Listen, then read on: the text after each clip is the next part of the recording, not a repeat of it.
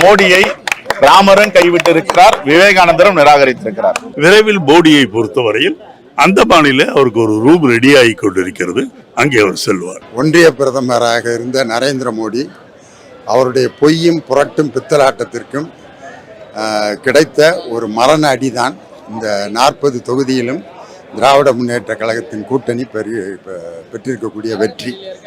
காரணம், ஒவ்வொரு மாநிலத்திற்கும் அந்த மாநிலத்திற்கு தகுந்தாற் போல பேசி ஒரிசாவில் போய் தமிழர்கள் திருடர்கள் என்று பேசினார். காரணம், அன்னைக்கு தமிழ்நாட்டில் தேர்தல் முடிஞ்சிருச்சு. இது மாதிரி ஒவ்வொரு மாநிலத்திலும் அந்த மாநிலத்துக்கு தகுந்த மாதிரி பேசி அந்த மாநிலத்து மக்களை மயக்கிற மாதிரி பேசி இன்னைக்கு அவர் போட்ட கபட நாடகம்தான் இன்னைக்கு காங்கிரஸ் கூட்டணி மிகப்பெரிய நெருக்கடியை கொடுக்கின்ற அளவுக்கு வெற்றி பெற்றிருக்கு. தமிழகத்தில் 40க்கு 40 வெற்றி என்பது நமது திராவிட முதல்வர் அவருடைய திட்டங்களுக்கு கிடைத்த மிகப்பெரிய வெற்றி. 40க்கு 40 இரண்டாவது முறைனா 2004க்கு அப்புறம் இப்ப நீங்க சொல்றீங்க. எஸ், இது ஒரு மாபெரும் வெற்றி. ஏன்னா 2021க்கு அப்புறம் நாங்க ஆட்சி வந்ததுக்கு அப்புறம் இது எங்களோட டெஸ்ட். எங்க தமிழ்நாட்டு முதல்வரோட சாதனைகள் மக்களை போய் சேர்ந்திருக்கு. பெண்கள் இந்த ஆட்சி அவங்களோட ஆட்சியை நம்புறாங்க. அப்ப தமிழ்நாட்டு முதல்வரோட திட்டங்கள், முக்கியமாக மகளிர் உரிமை தொகை திட்டம், விடியல் பயணம், பிறகு காலை சிற்றுண்டி திட்டம், இந்த 3 திட்டம் பாத்தீங்கன்னா ஒரு திராவிட பார்வையிட பார்த்த திட்டங்கள், சாமானிய மக்கள் நோக்கிய திட்டங்கள், முக்கியமாக பெண்களுக்கு அதிகாரப்படுத்த உள்ள திட்டங்கள். அப்ப கணிசமான அளவுக்கு பெண்கள் தாய்மார்கள் எங்க தமிழ்நாட்டு முதல்வர் பக்கம் நிக்கிறாங்கன்னு இந்த தேர்தல் சொல்லுது. மிகப்பெரிய வெற்றி, இமாலய வெற்றி. மாண்புமிகு முதலமைச்சர் அவர்களுக்கு வாழ்த்துக்களையும் நன்றி சொல்ல வந்திருக்கிறோம்.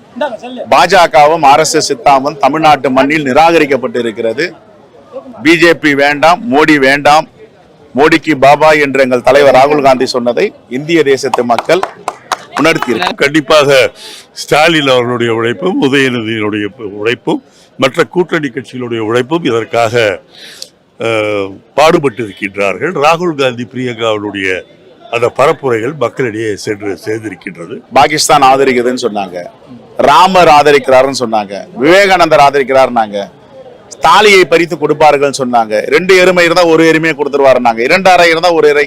இப்படியெல்லாம் இந்த தேசத்துக்கு எதிரான மக்களை தூண்டி விடுகின்ற, நாட்டை துண்டாடுகின்ற பிரச்சாரத்தை செய்து கூட அவர்களால் மெஜாரிட்டி வர முடியவில்லை.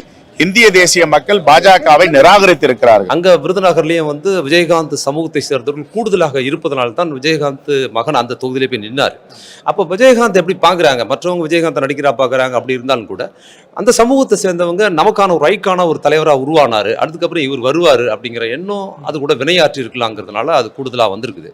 அப்போ அதுல போக மீதி ஓட்டு பார்த்தீங்கன்னா மற்ற சமூக ஓட்டுதெல்லாம் பார்த்தீங்கன்னா அந்த அவருக்கு இல்லாத மற்றவர்களுக்கு வருவதற்கு வாய்ப்பு இருக்கும்போது அந்த வெற்றி வருங்கிறதுனால அந்த 2 தொகுதி மட்டும் இழுபறி ஆனதுக்கு ஒரு சாதிய பின்புலம் காரணமா இருக்கிறதா நான் கருதுறேன்.